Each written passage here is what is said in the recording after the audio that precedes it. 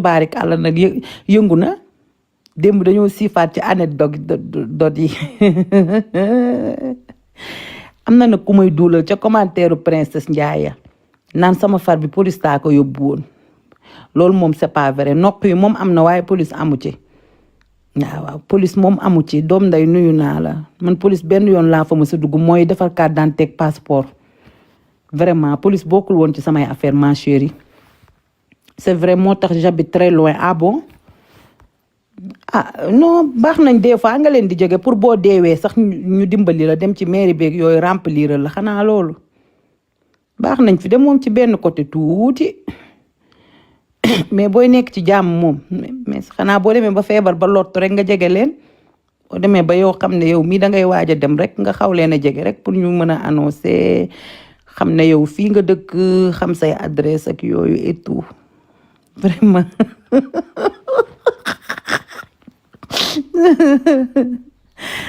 vrai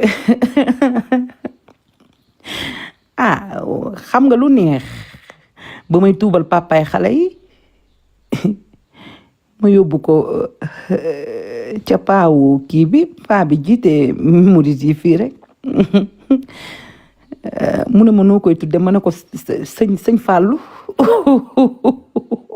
xanaa xamoo leen papaay xale yi Fàllu la tudd Fàllu awa bu sa jëx réebu ma càmmiñal ma reem ma defal ko sabadoor bu marron bu saf gom wax fa dëgg yàlla gomel ko ba mu ne kàddaaral mu jiital si leen maa ci biir ma jiital ko mu ne ma noo koy tudde ma ne ko sëñ Fàllu ma ne ko ku la laaj noo tudd ne ko Fàllilu mu dégg ba dee ku ko laaj mu ne la Fàllilu ma ne ko nag boo tuubee amul naan amul yàpp mbaam mu ne ma ok ñaari fan lañ ci teg mu teg beer bu seddu guy boo xam ne mën na presque xanaa 2 litres mooy kaasu almaa yi gudd yu ngand yooyu teg beer bu sedd ma ne ko mooy sëñ Fallou lii tam ba pare xoola couple mix yi ñoo gën a foo bu nit ñi toogee ma ne ko kii fii ñëw tey day wax olof de bu yeboo kii bi beer bi nëbb ko ba mu dem yaa ngi dégg buñ toogee bu naan ma moom jullit la ma di ko wokk naan ko nee ko Fàllilu nga tudd xanaa neex na mu ne ko waa Fàllilu mu ne ko noo tudd fi xaalis du mu ne Fàllilu ma ne ko waaw Fàllilu tudd mu ngi julli ma ne ko waaw day julli de waxtu du ko raw de day julli c'est bien yow de ku baax nga dee ko nay kii ma ne ko waaw yaa ngi dégg te doomaraam ji ba mu tuddee Fàllu noonu ñaari fan la ci teg mu teg beer bu seddu guy ki Sëriñ Tuubaa Mbàkke kaas bi di melax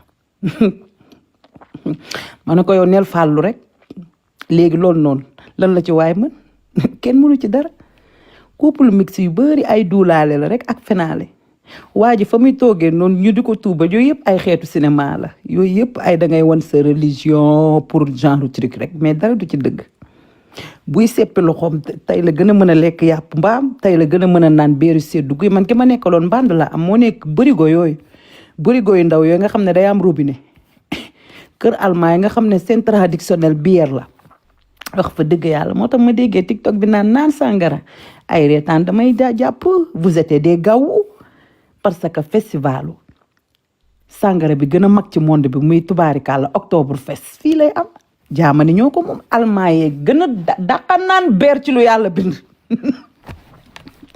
beer bañ nañ ko ba dëkk bu ne dañ laa tuddee beer Valstein yaa ngi dégg beer Hofbayre beer Augsburg beer München beer Mildorf maanaam gox bu nekk am nga sa turu bière mu ngi mel ni nga ni Pikine Géejawaay am na beer yoo xam ne Pikine lañ ciy bind am beer yoo xam ne Géejawaay lañ ciy bind am beer yoo xam ne yow bu la leeree ne Pikine nga juddoo ça te fait plaisir nga jënd beer boo xamante ne Pikine lañ ciy bind yaa ngi kii lu mu wax lu tax sa doom yi amuñu turu jullit loolu sa sarab nday naw ci wax fa dëgg yàlla ok xam nga man complexe laa te damaa mës a rêvé naan Luka xanaa xamoo Luka kii laa ko naroon a tudde Mika Maximiliam laa ko naroon a tudde Maximiliam su ma amoon doom bu ji xam nga nu ma koy tuddee Sacha wala Alicia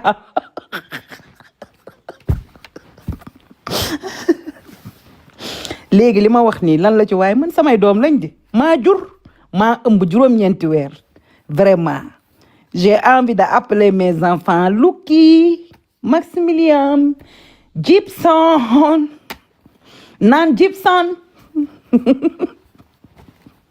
yaa ngi dégg léegi loolu noonu lan la ci waaye man samay doom ma ëmb leen nii ëmb leen jur leen lu ma saf laa ciy def yow boo yoree say doom tudda leen lu leen neex du noonu waaw kay man sama vie kenn du ko conditionné man mère bu neex laa rek ku toog ku nekk ci sama bopp man sama combat kenn jàpp ci di ma chérie man sama combat kenn jàpp ci man kenn indiwuma Europe benn sénégalais musuma fat wala boo ma wala ne ma kaay defal lii ak lii ak lii non non non wala romb dem du noonu sama jëkkër ji kenn présenté wu ma ko samay këyit kenn jàpp ci sama liggéey bi kenn jàpp ci moo tax ma réew di wax lu ma saf parce que kenn tënku ma man damaa moom sama bopp je suis une femme indépendante vainqueur laa fi ma egsi nii du am kenn kuy taxaw ci àdduna ne man mii man maa ko indi Europe du am kenn kuy taxaw ne man maa ko présenté ki ko takk du am kenn kuy taxaw ci àdduna ne sama kër gi la doon lekk fi la doon añe fi la doon reeree moo tax je suis libre comme xobu garab moo tax lu ma neex laay wax lu ma saf du noonu waaw kay samay doom maa leen jur lu bu ma neex tuddee leen ma neexee tuddee Louise bu ma neexee tuddee Gabriel bu ma neexee tuddee lu ma saf pourtant xale yi ñaari tur lañ am maam bu sa nuyu naa la sama doomi ñaari tur lañ am nañ turu jullit de barki salaatul faatiha Luka am na lu ci topp après santam ñëw Gibson sama mag bu góor laa ko tuddee Jibril la tudd de mais amaan na beneen tur parce que yaay day joxe tur papa joxe tur après sant bi mais man pour man loolu sama vie privée la amul sens aw ma benn compte bu ma leen di rendre waaye léegi fii nii ñaata nit a fi nekk ne ay jullit lañ te seen jëbi du laal suuf première ci man bu ma jullee tey balaa maa jullee te yàllaa xam on peut être hypocrite comme ça pourtant jullit laa de mais jullit bi ci sama làmmiñ bii la yem de parce que li jullit santaane lépp xaaj bi yépp defuma ko mooy maandu lijjanti lu sa yoon nekk di julli matal ñeenti waxtu yi man bu ma déggee ku dee rek la sama jëbi di laal suuf nii wala ma nekk ci problème bu xat njàqare nii ci lay jàkkaarloog rabbi kul fa yakul après bu ma paree damay nekkaat ci sama yëfi bopp yaa ngi dégg dama wax dëgg rek xam nga tey live bi mënoon naa yéeg ma toog di li di duulaale xam nga am na ñoo xam ne dañuy bàyyi ba nit ñi man gis naa koo xam ne barki Seydina mu xam ne day lal basangam nii su buy am gan day toog nii di wedd te waxul dara naan nii kurus ki naan xanaa xamoo am na maire bu ñu wane woon fii ci net bi muy julli mais waxul dara da doon sëgg di siggi rek waa léegi man su may woon kay yàlla laay woon da ngeen a tax may julli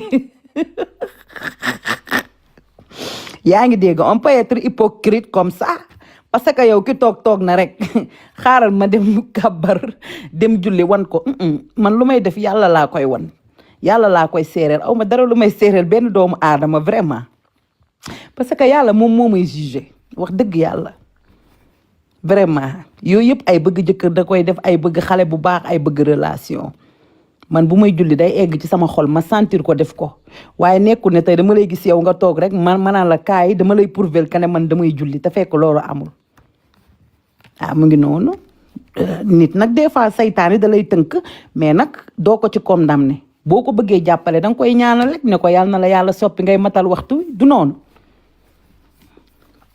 mu ngi noonu rek fii kenn mënta juger kenn de ñu bëri nag dañoo tooge palaasu yàlla man des fois ma gis nit juger nit ba ma ne oh my god voici soldat des fois da ngay gis koo xam ne da ngay foog ne kii tey moo war a séddale ñu jëm safara ak àjjana bu kenn juger kenn doomu aadama dafa lëndëm du noonu nit dafa lëndëm akay mu ngi noonu démb nag fi mu tollu heure bi nag léegi mu jot damay gontu barki sëñ Fallou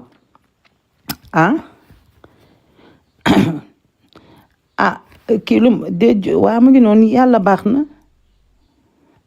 rox rey nga damaa wax dëgg rek couple mix yi da ay duulaale nekk ci biir da ngay solal waa ji sabadoor bu rëy boo toogee di ko wokk bu sa nawle yi waree ñëw danga koy wax danga koy teel a jël ne ko lu ma la wax rek waxal waaw yaa ngi dégg waxal waaw bu ko defee ñuy toog nan la mu ngi julli waa yii yow de jàmbaar nga ay kii nii laay dem génn benn kaamir naan xoolal day jàng kaamir sax naan la xoolal lii lépp mokkal na ko day jàng loolu lépp am na ci man mi amoon naa xasida sindi di yàlla ak jawartu li laay ku ñëw ma ne la jawartu lay jàng nii jawartu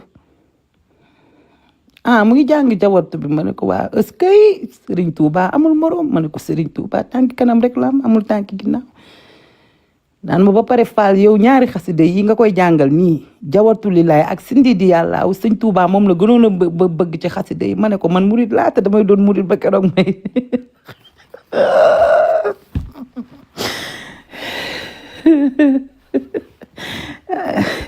yal nañu yàlla baal yàlla baax na barki Seydina Muhammad am na ñuy pratiquer dëgg la am na de généralisé wu ma de am na de ay boo compté 90% de yëpp ay duulaale la ay duulaale la de dëgg yàlla ak yonent bi la man de ki ma yor da doon toog di xëy naan Deutschland Scheiße naan Flüchtlingen Scheiße naan das ist nicht schön wir müssen gearbeitet Pixalen von die Leute bleiben zu Hause jede musu gearbeitet Deutschland ist so scheiße politique ma ne ko yow mi moom xanaa dangaa takk nit ku ñuul ba pare te yow mi raciste nga yow mi lan mooy sa yoon ci étranger yi mu naan politique bi baaxul schau mal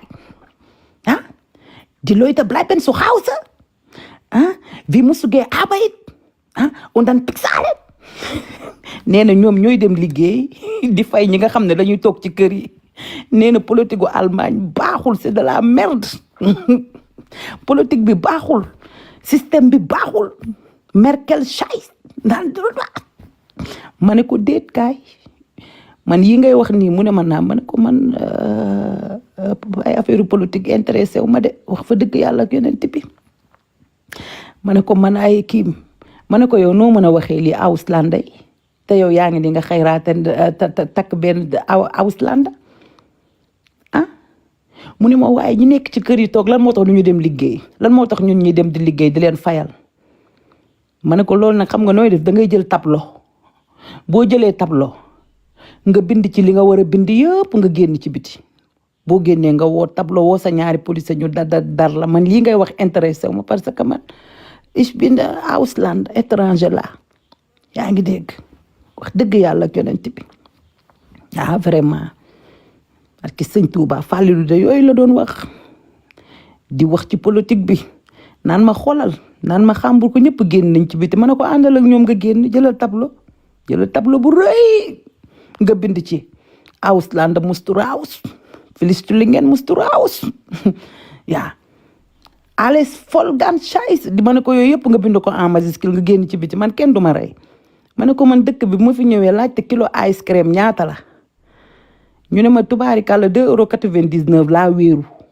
ma ne man fii laa doon wër ma dugg gis ginaar gu jongama jekk ba ñaata euro ñu ne ma 5,99 € ginaar gu rëy barki Serigne Touba bu ma ko jëlee roof ko ba mu jekk rek dugal ci four bi def frite man ci laa wéeru amu benn souci vraiment yi ngay wax ni intéressé wu ma xeer gurus ke wax fa dëgg yàlla amuñu benn nëbboo franchement waaw ku nekk ak li la ñor lekk ba dagg wéeru toog jàpp sama ñaambur man dama wax dëgg moom muy critiquer ma ne ko man critiquer wu ma dëkk bi de laa ilaaha illallah ma ne ko dëkk bi neex ba romb neex fii àjjana su ndaw la àjjana su ndaw su neex surtout maa nag bu seddee nii nees bi di wàcc nii nga xëcc sa balcon nga gis nii glace gi di wàcc nii nees bi di wàcc dëkk bi di weex nii sedd guy nga xaw a coppati sa palanteer nii rek xaw koo kiccal nii di nii rek air bu sedd bi di xaw a duggaale noonu loolu de barki Seydina Muhammad ci jàmm ji ngay nekk wéeru nekk ci jàmm nekkoo ci xew nekkoo ci benn programme kenn duulalu la kenn ndayalewu la kenn magalewu la demoo fenn heure bu la neexee génn sol say bot génn dem sa yoon amul xaaral ma maki yow génn xamul aaw ma bu la neexee sol sa jeget nii jël capuchon bi te taf ko génn kenn dérangé wu la nee naa daal bu soobee yàlla naa jënd bàmmeel rek xam naa dem ci armeel yi fii laaj bàmmeel bi ñaata ma commencé di ko fay léegi ci kàttanu yàlla ak mbaaxam te kuy ñibbi rek yàlla na la yàlla defal jàmm yàlla defal ko sa njaboot te nga nuyuwaaleel ma waa dëkk ba ñëpp am jàmm waaye Fall moom à vie dëkk na maa leen wax lii bàyyee leen ko ndax xaw ma tey la xaw ma suba la ma dénk leen sama bopp rek naa dem ci kàttanu yàlla ak mbaaxam kon bu ko defee ñu def noonu sadaxalaawul azim 45 laa war a génn kër gi fi mu toll nii damay dem sol sama kii dàll sangu naa ba pare sol samay dàll gàddu saag bi 21h laay wàccaat Rox je voulais rentrer en France nga jëm nii ah loolu noonu tubaarikàlla da nga koy wax waa 39 wala waa 29 en place man nekkuma France ma chérie sa question bi da nga koy laaj waa 39 en place wala nga laaj ko waa 29 en place fi mu toll nii dañ maa tegaleel vendredi samedi dimanche yaa ngi dégg léegi nag le 24 ci la nag vacances yi nag di commencé xam ngeen ne le jour 24 ci laay commencé jël samay vacances moo tax mooy sunu itte jour bu rëy a rëy la te nag bu leen ko kenn fàtte te dama gis ne léegi le 24 bi yéen siifatoo leen ci dee leen ciy siif dama bëgg muy viral di ko gis ci commentaire yi le 24 sunu itte te ku ne xam na ne 3 jours ci des du noonu ah mu ngi noonu Fat Saw suñu waa ji mu ngi noonu dégg nga kon nag na ñëpp am ay waay gileem chameau dem leen xool sama statut tey de statut naa ay bal damaa bind nag sànni ku xool sa bopp ba taxaw ci seetu rek ba niroog chameau yaa ko moom ndax Fall ci li mu nekk nii dafa neex Fall loo sol man de jean laa sol ak t-shirt mu ngi noonu chameau daal laa dugal ak singe wax dëgg yàlla nag mais nag tudduma kenn bu ma kenn indil problème Fall xuloowul xeexul dafa dërmal octobre rose te mënoo di laaj nit ñi xaalis ba pare di rayante di mer bu sang bi mënoo di laaj nit ñi xaalis ba pare bëgg cee boole mer ak agressif Fall kenn du ko déstabiliser boo bëggee dégg-dëgg Fall daal ci jàmmam la nekk defe naa ni fi mu toll nii on va rigoler on va amuser foofu la mbir mi toll dugal naa daal girafe dugal golo ku taxaw nag ci seetu ba xam ne dangaa niroo golo gi boo ma tontoo ngeen xam ne kon golo gi kooku la tudd ma nag turu kenn Fall daal léegi ci statut bi la koy ruq di ko ruq ba mu nooy di sànni sama yëf tudd ma nag kenn damaa xëy namm girafe namm singe ku ci tontu nag ah xëy na kon yow yaay golo gi wala yow yaay girafe bi wala yow yaay chameau bi gileem gi wala zèbre du noonu kon di leen souhaiter une très bonne journée yàlla na ñëpp am jàmm Fall ngi wuti lu mu am na ñëpp am jàmm ciao ciao merci beaucoup maa ngi coupé ciao ciao merci beaucoup maa ngi coupé. J'ai dit ce qui règle le Sénégal, c'est pas la prière. Tu t'adresses à lui comme ça. Ce qui règle notre problème, c'est pas la prière. C'est pas la prière, laisse-moi parler. Pourquoi tu t'adresses à lui comme ça? Sois poli. Il a pris son temps, il a parlé de prière. Moi, je dis que c'est pas la prière qui règle le Sénégal. Laisse-moi parler donc. Tu le connais, c'est ton camarade. Oh, Faut t'exprimer. c'est ce qu'il a dit, le Sénégal. Laisse-moi parler. Dégage là-bas là. Tu es trop mal élevé, toi là. Oh, tu es trop mal élevé. Des dizaines de gratte-ciel des appartements. Comment Geneva, excuse-moi. Hein. Oh. Élément. Oui, bonjour à tous. Merci. 5 minutes. Tu voulais juste le descendre. Il n'a dit rien de grave ici. Tu voulais juste le descendre parce que tu ne supportes pas ce qu'il va. Je voulais juste une motion, donc je prendrai la parole après. C'est juste une toute petite motion pour continuer ce que mon frère Prince disait tout à l'heure. Il est descendu, je pense, c'est un problème de réseau. Il y a un décret qui date du 19 février 2020 et ce décret-là, sorti par le président Macky Sall, ce décret interdisait, suspendait tout achat de véhicules. Et ce décret-là est visible partout. L'article 1er dit, à l'exception des véhicules destinés à la sécurité, à l'assistance ou au secours des victimes, est suspendu à compter du 28 février 2020. Toute commande ou acquisition de véhicules administratifs par l'État, ses démembrements, ainsi que les autres organismes publics. À partir de là, si vous voulez, je peux lire l'article 2, mais je pense que l'article 1er dit tout. À partir de là, M. Ousmane Sonko, le président illégitime de l'Assemblée nationale du Sénégal, s'il a acheté des voitures, soit Il a acheté des voitures à 940 millions. Mais il se base sur quel dispositif? Le micro, s'il vous plaît. Merci. Il se base sur quel dispositif réglementaire, que ce soit une loi, un décret, pour se permettre d'acheter des voitures, alors que ce décret, jusqu'à présent, n'a pas été enlevé. Ce décret est toujours présent. Donc, on a en face de nous, mais un président de l'Assemblée nationale qui ne respecte mais rien du tout. Tout ce qui est droit, il est anticonstitutionnel lui-même. D'autant plus qu'il est arrivé à l'Assemblée nationale et ne pas respecter l'article 54, l'article 55 et 56 de la Constitution. Je ne parle même pas du règlement intérieur de l'Assemblée nationale 132. Il n'a pas le droit d'être à l'Assemblée nationale. Aujourd'hui, il ne respecte aucune règle. Aujourd'hui, il achète des voitures pour l'argent destiné pour la paix en Casamance. Donc, on a en face de nous maintenant un détournement d'objectifs. Il nous sort un décret. Prince l'a dit tout à l'heure, je ne vais pas y revenir. Là, il ne respecte, il viole encore un autre décret. Donc, en fait, aujourd'hui, c'est cet même homme. Aujourd'hui, on lui demande juste d'expliquer les 1,770 milliards. Il a fait un exposé où il a donné 3 montants différents.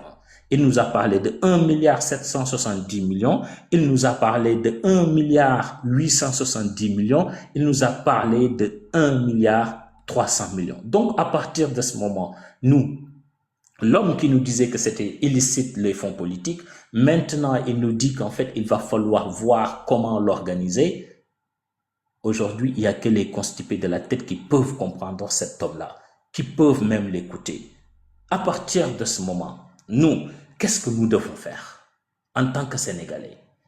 Certes, nous avons un président de la République qui continuait à lui donner de l'argent, des fonds politiques en disant qu'il avait de l'assistance sociale et de l'assistance sociale à faire, alors qu'il n'arrivait même pas à justifier les 1,770 milliards. Faut pas oublier que cet homme-là a passé 10 ans sans ne pas travailler à part être député à l'Assemblée nationale.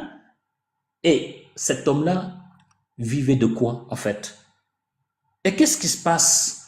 C'est que cet même homme, s'il respectait les textes, n'allait pas avouer publiquement, organiser son insolvabilité pour ne pas payer les 200 millions de Mame Mbaye Niang concernant la diffamation.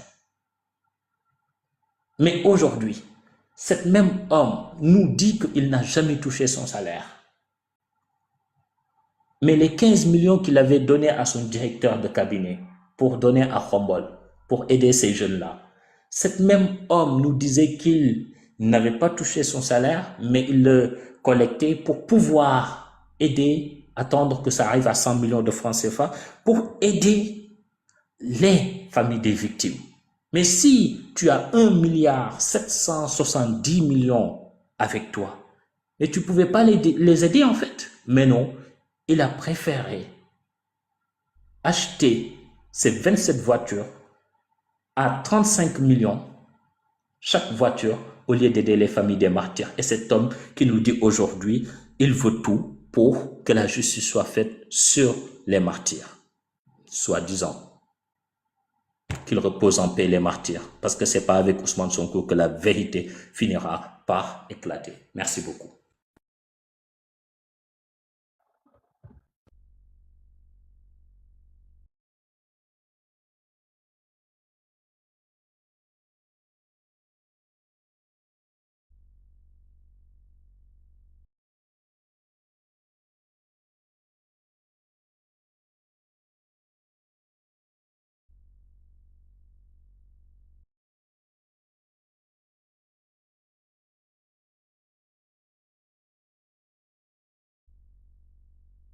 Plus rien, hein? Est-ce qu'on m'entend sur le panel? Oui, oui, oui, on vous Ok, entend. très Oui. bien. Moka, tu es là? André Djené va occuper. Moka. Je pense que c'est moi qui va parler. Oui, Moka, vas-y à la modération. Hein. Djené va occuper. Ok, je pense que c'est moi le... C'est à ton tour, là. Allez-y, Garou. C'est à Garou. Donc, à Garo? Ah, c'est moi? C'est toi, vas-y. Ok, je sors d'ici.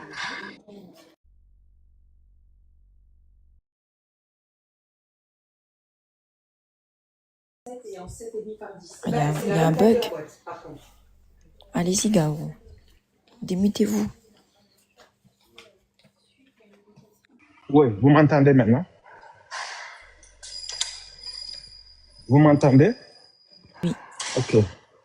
Ok, d'accord. Et j'ai dit, merci, moi je ne veux pas être long.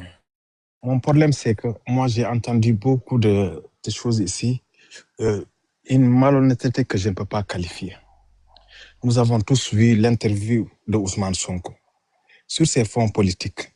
Quand le journaliste lui a posé la question à savoir, cet argent-là, vous aviez dit que c'est destiné à la Casamance, pourquoi vous avez acheté des voitures avec? Il a dit clairement, nous Sénégalais, peut-être vous Ivoiriens, vous ne savez pas, il a dit très clairement que cet argent avec lequel on a acheté la voiture, ça ne fait pas partie des fonds de Casamance. Il l'a très bien dit. Il a dit qu'il y a différents fonds. Il a dit qu'il y a 3 fonds. Il l'a dit, nous avons tous entendu. Mais ils reviennent ici pour répéter. Moi, je suis au travail, c'est pourquoi je ne peux pas développer. Mais ça me tient à cœur. Vous voyez, c'est toujours ce qu'ils font.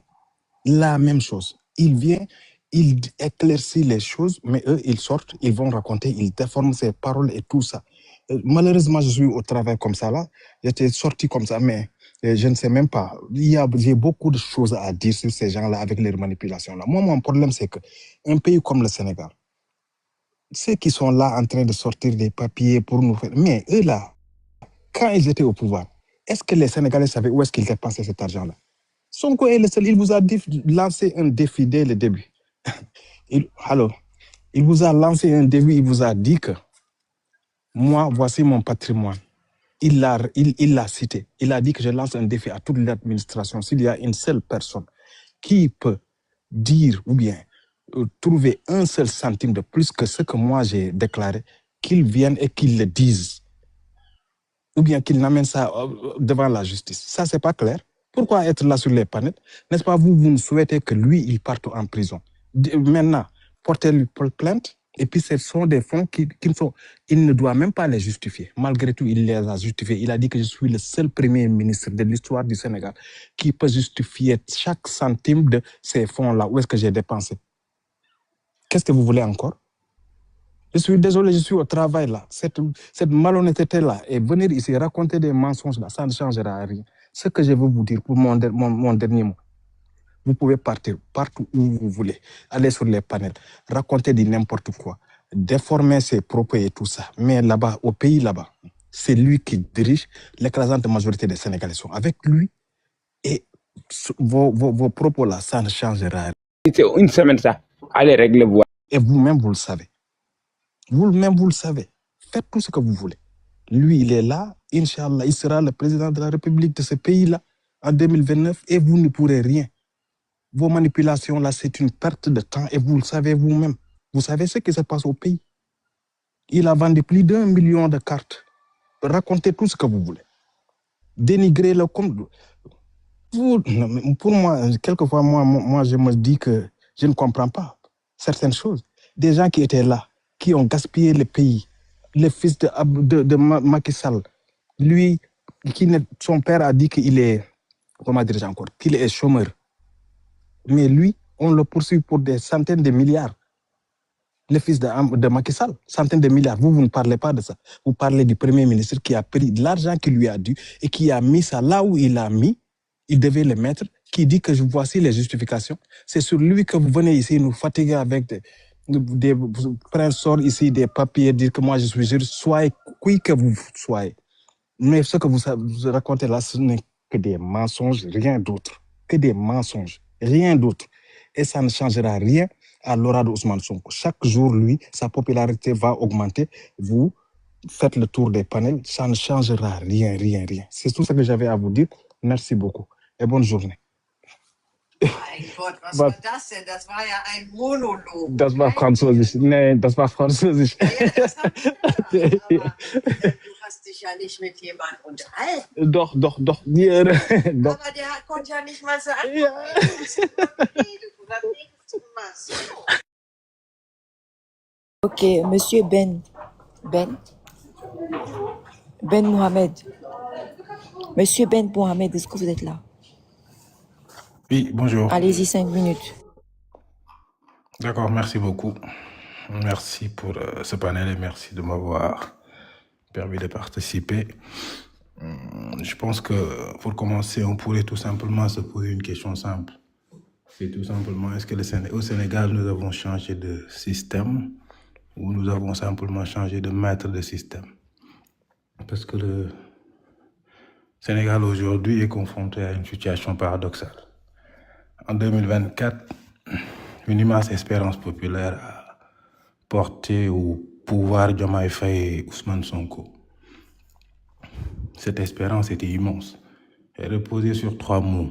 Je pense que c'était rupture, souveraineté et transformation. Le peuple avait voté pour une nouvelle manière de gouverner. Il voulait moins de privilèges, moins d'opacité, moins de politique politicienne, plus de justice, mais surtout plus d'emploi. Mais 2 ans plus tard, une question terrible s'impose. Qu'est-il arrivé de cette promesse? Et naturellement, aujourd'hui, le Sénégal ne doit plus simplement produire davantage. Il devrait transformer cette production en emploi, en revenus, en entreprise, mais aussi surtout en infrastructure. Quand ils sont arrivés, ils ont dit qu'ils ont hérité d'une dette. Aujourd'hui, ce qu'on doit comprendre, c'est qu'un gouvernement ne peut pas éternellement gouverner avec l'argument de l'héritage. Parce qu'à un moment donné, il devient responsable de ce qu'il fait de l'héritage. Pour moi, c'est une règle élémentaire de la publique. On peut recevoir tout simplement une maison en ruine, mais 2 ans après, si le toit continue de fuir, le propriétaire ne peut plus simplement expliquer que la maison était déjà abîmée. Donc, il faudrait qu'il puisse tout simplement montrer qu'il y a des travaux, qu'il y a des résultats, mais surtout qu'il y a un plan. Mais il doit surtout, je dis bien, montrer que les Sénégalais verront des résultats. Mais malheureusement, depuis presque début 2026, on voit que Pastef est en face de toutes ces contradictions. Parce qu'ils avaient dit qu'ils allaient gouverner autrement. Et pour moi, gouverner autrement, c'est produire des résultats, c'est tout simplement maîtriser toutes les dépenses, attirer l'investissement, surtout créer de l'emploi. Depuis lors, absolument rien n'a été fait. Et surtout, pour moi, il faudrait qu'ils acceptent d'être jugés sur les résultats plutôt que sur des intentions. On ne peut pas chaque jour venir à la télé et dire que le gouvernement prévoit d'eux, l'État prévoit d'eux, etc. et jamais tout simplement des résultats. Parce que depuis lors, ce qu'on constate au Sénégal, c'est des débats entre guillemets de bas étage qui n'ont absolument rien à voir avec ce que les Sénégalais attendent. À la base, nous avons tous vécu cette rupture entre Diomaye et Sonko.